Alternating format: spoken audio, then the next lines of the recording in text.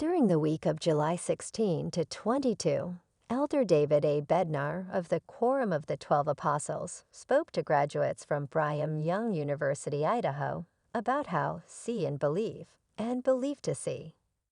After a faith-filled life defined by dedication, service, and testimony, Sister Patricia Terry Holland, the wife of Elder Jeffrey R. Holland of the Quorum of the 12 Apostles, died Thursday, July 20, at the age of 81. Young Women General President Bonnie H. Corden shared 2 videos about taking charge of technology on Facebook and Instagram. Sister Rebecca L. Craven, second counselor in the Young Women General Presidency, testified to missionaries at the Provo Missionary Training Center that strength in missionary work comes from one's courage, desire to serve, trust in God's plan, and capacity to grow. The latest episode of the Church News podcast explored history, heritage, and faith with Ellis Ivory. The executive director of this is the Place Heritage Park. A Church News roundup includes 10 primary songs shared by Sister Tracy I. Browning, second counselor in the General Primary Presidency, and her thoughts on what the Psalms teach about the gospel. Prior to his call as a member of the Quorum of the 12 Apostles, Elder Bednar was immersed in a professional world governed by the principle that seeing is believing.